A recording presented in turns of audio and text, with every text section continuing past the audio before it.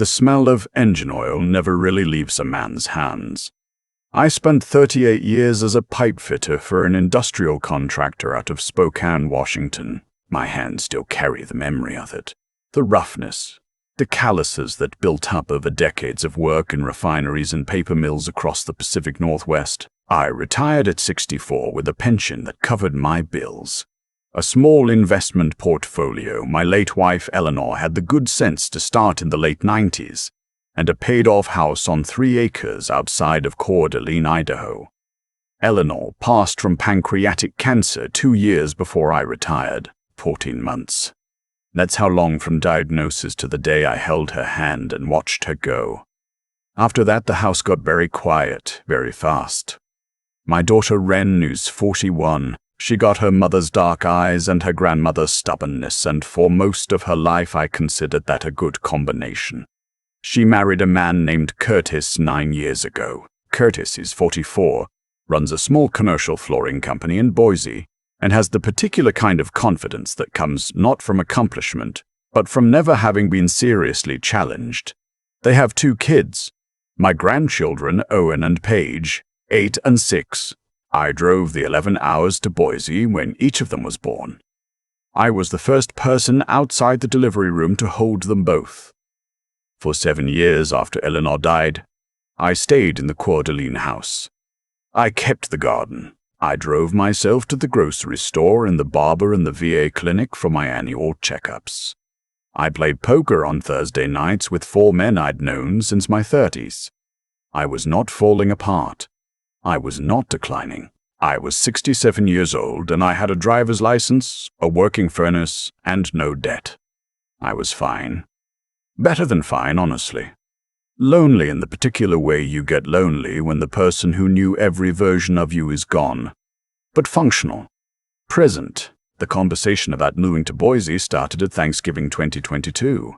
Wren brought it up over pie. She said she worried about me being all the way up there alone, which was a phrase that quietly irritated me because Coeur d'Alene is not the wilderness.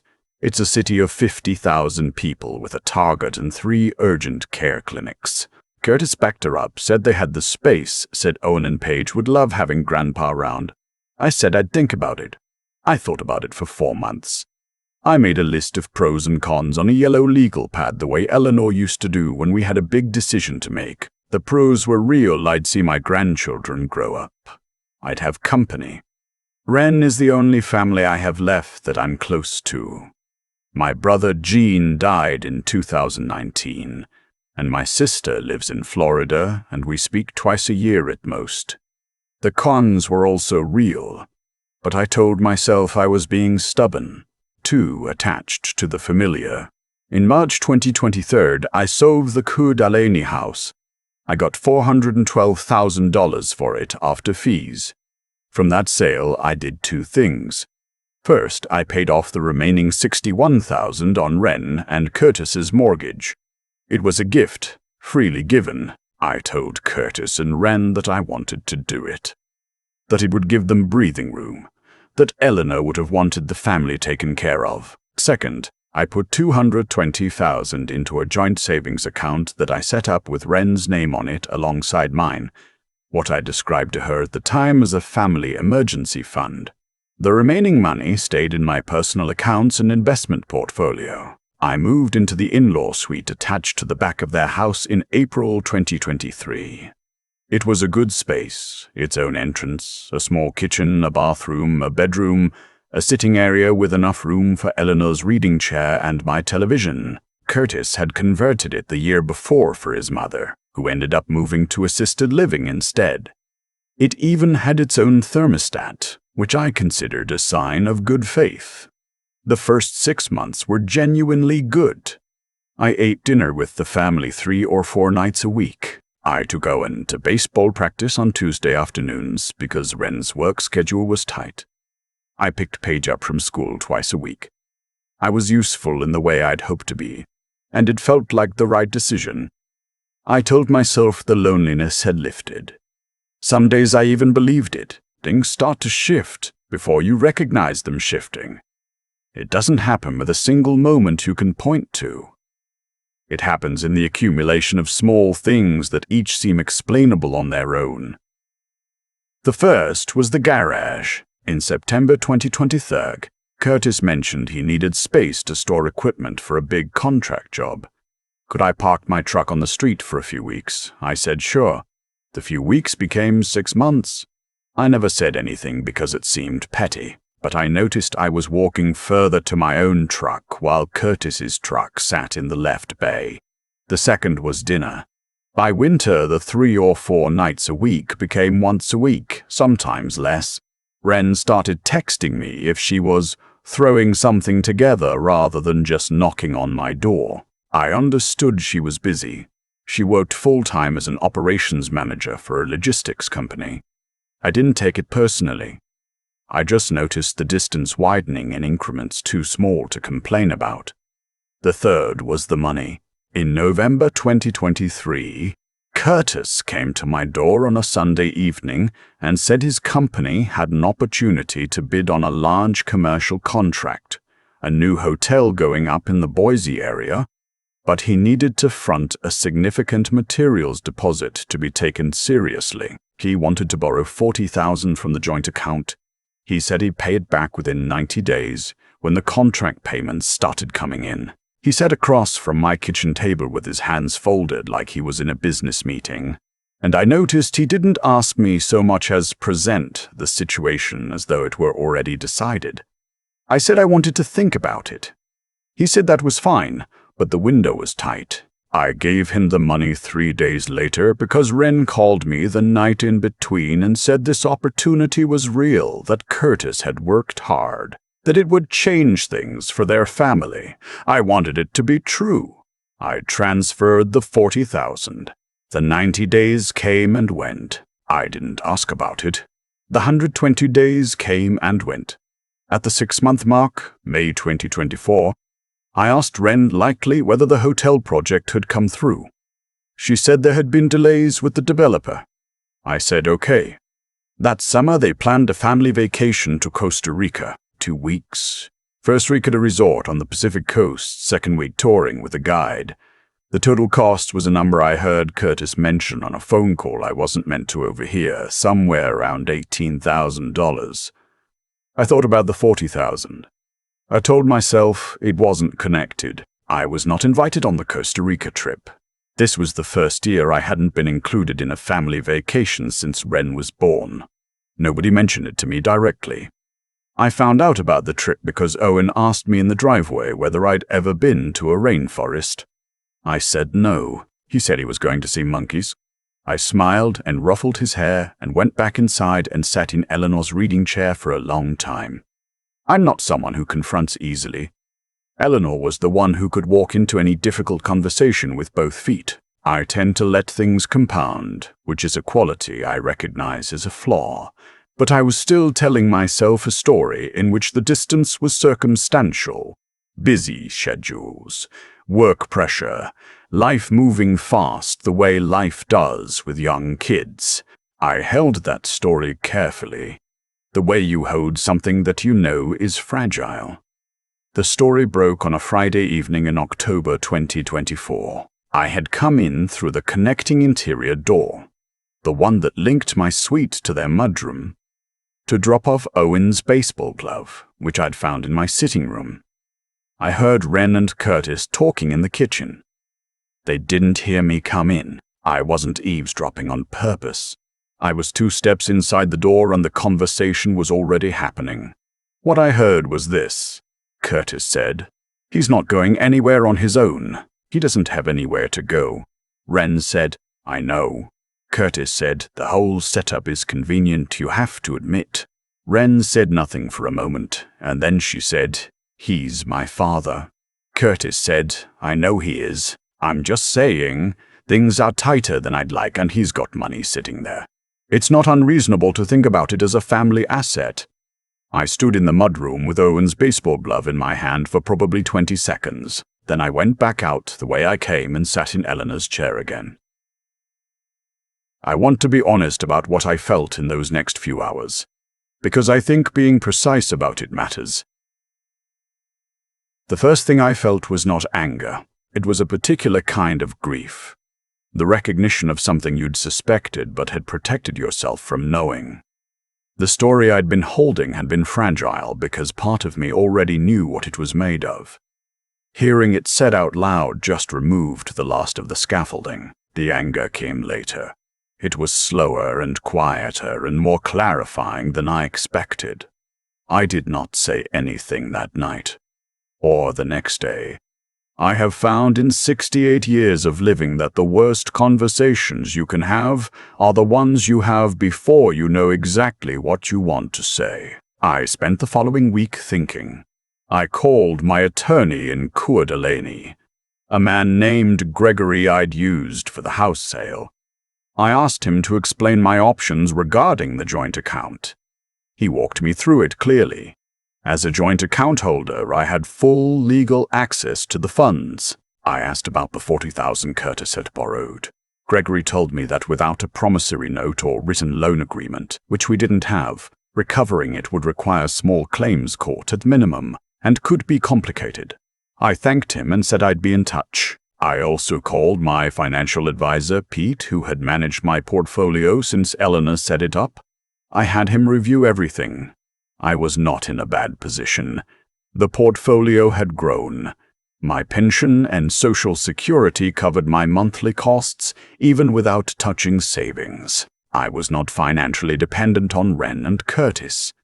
I had simply been behaving as though I was, out of a desire to be accommodating, to not be difficult, to be the kind of father and grandfather who doesn't cause trouble. The conversation happened on a Tuesday evening in late October. I went through the connecting door and knocked on the kitchen door frame. Wren was making dinner.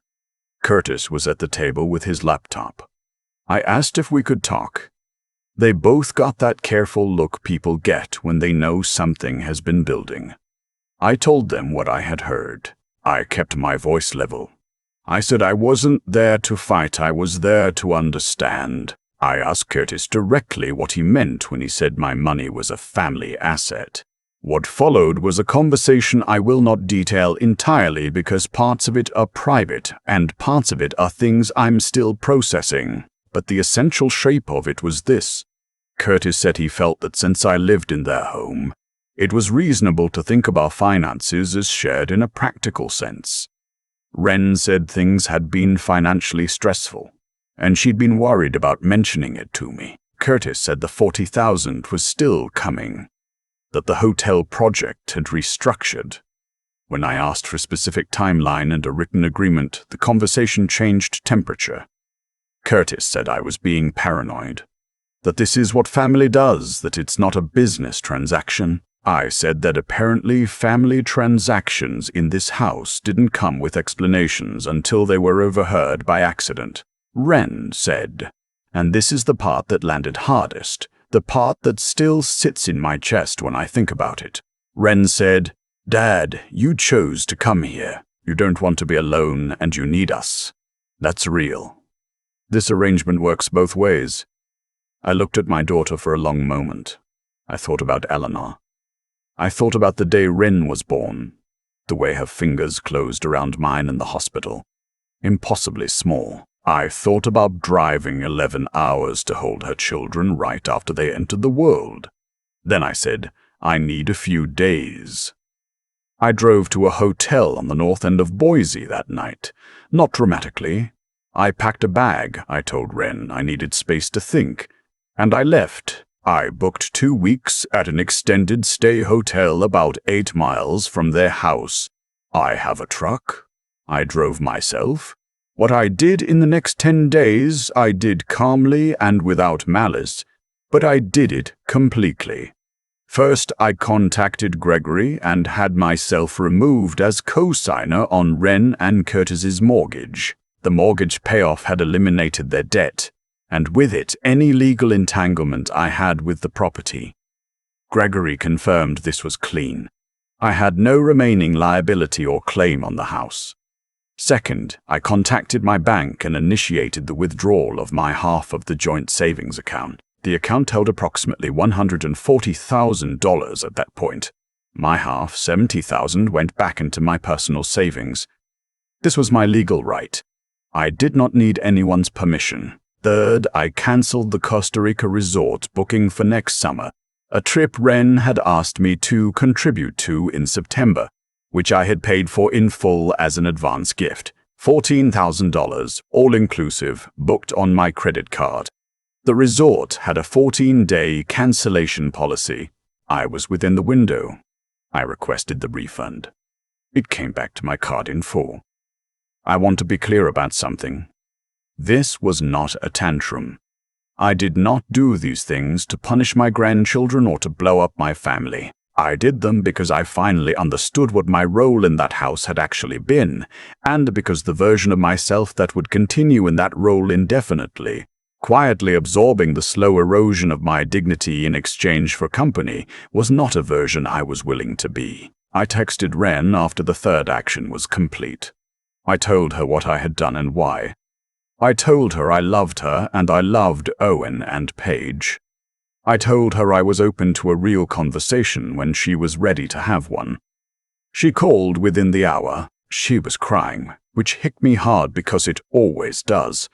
I have never in my life been able to hear my daughter cry without it costing me something. She said the resort cancellation was going to ruin the kids' Christmas plans, that they'd been telling Owen and Paige about the trip for months. I said I understood, and that I was sorry the children were caught in the middle. I said that I hoped she understood why I'd made the decisions I made, and that the path forward was a conversation between adults who could be honest with each other. Curtis called 20 minutes later. The conversation was shorter and less kind. He used the word vindictive. He said I had poisoned the family over money. I told him that I had done with my money exactly what I had the legal and moral right to do, and that if he wanted to discuss what had happened to the $40,000 I'd lent him 8 months ago, I was available for that conversation too. He hung up. I spent the rest of that week at the extended stay hotel in a state I can only describe as clarifying. The grief was still there. I don't want to pretend that doing the right thing felt clean or triumphant. I had moved across 2 states to be near my family, and somewhere in the process had allowed myself to be slowly redefined as an asset to be managed. The loss of the version of things I'd hoped for. The dinners, the grandchildren, the sense of still mattering to someone in the same way I'd mattered to Eleanor. That loss was real and it hurt. I sat with it, but I also slept 8 hours a night for the first time in months, which told me something. I called my Thursday poker friends back in Coeur d'Alene. I talked to Pete about my financial picture. I talked to Gregory about my options if I wanted to formally pursue the $40,000. I started thinking about what I actually wanted the next chapter of my life to look like. Not what would be convenient for other people's balance sheets, but what I wanted. What I found when I was honest with myself was that I wanted to go home, not to Coeur d'Alene specifically. The house was sold and someone else's family lived there now. But home as a concept, a place that was mine, a pace and a structure that I chose. I started looking at property in the Sandpoint area, 40 miles north of Coeur d'Alene, a place Eleanor and I had always talked about retiring to properly. Smaller than what I'd had, easier to maintain. Still Idaho, still mine. I had been in contact with a real estate agent there for the past 3 weeks. As for the $40,000 Curtis borrowed, Gregory helped me draft a formal written demand letter, a necessary step before any legal action, outlining the amount, the date of transfer, and a verbal agreement for repayment. Curtis responded through a text to Ren rather than to me directly, saying the project was still in restructuring and he'd make it right. Gregory tells me my options remain open. The week before I left the extended stay hotel, I reached out to a non-profit I'd seen mentioned in an article about elder financial abuse, because that's what it's called, I learned, when family members use proximity and emotional pressure to treat an older relative's assets as communal property without consent. The organization does legal advocacy and emergency housing support for seniors in exactly these situations. I made a donation, not a dramatic one. $5,000. But a deliberate one. Because there are people in versions of what I was in who don't have the financial independence to walk out of it, and that matters to me. Ren and I have talked twice since I left. The conversations have been careful and bruised and imperfect. She has not fully acknowledged what Curtis said in that kitchen. She has, for the first time, asked real questions about what I actually want. Not what's convenient, not what fits into their structure, but what I want. I consider that a start. I am not closing any doors. I'm simply no longer willing to stand in a doorway that was designed to look open while quietly narrowing. Owen called me last Sunday to tell me his baseball team won their fall tournament. He talked for 12 minutes without stopping. I listened to every word. Paige drew me a card with a horse on it. She's in a horse phase. And Ren mailed it to the hotel. It's sitting on the desk next to Eleanor's reading chair, which came with me when I packed. I am 68 years old. I drove myself to a barber last Wednesday and told him to take a little more off the sides than usual. I stopped at a diner on the way back and had the biscuits and gravy and read the spokesman review on my phone. The waitress called me on in the easy way they do in Idaho, and I left her a good tip, and I drove myself home. There is a particular kind of quiet that comes after a hard thing. Not peaceful exactly, still something in it, but present, mine. Eleanor would have known what to call it. She always had the right word. I'm working on finding it myself. I've thought a lot about what actually went wrong. Not just the argument, not just the money, but the longer chain of events that led to me sitting alone in an extended stay hotel 8 miles from my daughter's house with Eleanor's reading chair in the corner and nothing but time to think. Here's what I keep coming back to. I made a series of reasonable decisions that added up to something unreasonable. Selling the house, paying off the mortgage, the joint account, moving 2 states south. Each one felt logical in the moment. Each one was an act of love. Or at least I told myself it was. But somewhere in there I confused love with surrender. I kept making myself smaller and more convenient. And I called it being a good father. The thing about quietly absorbing things is that it teaches people what you're willing to absorb. I don't blame Ren entirely. I handed her a version of me that had no edges, no limits, no voice. Curtis saw an open door and walked through it, because that's what people do when doors stay open. I'm not excusing it. What he said in that kitchen was wrong, and the way he handled the 40,000 was wrong. But I was not without my own role in how things arrived at that kitchen. What I've had to sit with is this. Dignity isn't something other people give you. It's something you maintain through small daily choices. Through what you say and what you don't say, and when you finally decide enough. I waited too long.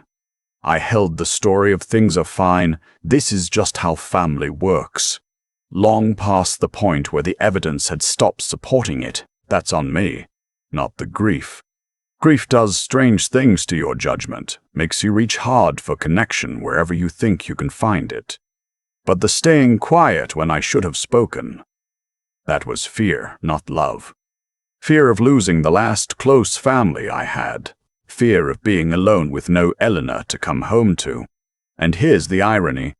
The moment I stopped accommodating that fear, the moment I withdrew the money and cancelled the trip and drove myself to that hotel, the loneliness I'd been trying to outrun didn't get worse.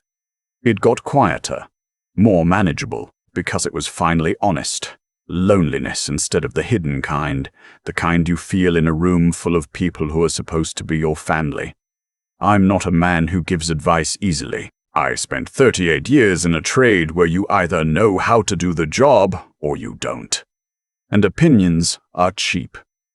But if I've learned anything from this particular stretch of my life, it's that the most important infrastructure you can maintain isn't a house or a savings account. It's your own clear sense of what you'll accept and what you won't. Let that erode, and everything else follows. Ren called me again this week. The conversation was better than the last one. She asked me what I actually need. I told her I needed to be treated like a person, not a resource. She was quiet for a long time after that. I took the quiet as a good sign. Owen's team has another tournament next month. I already told him I'll be there.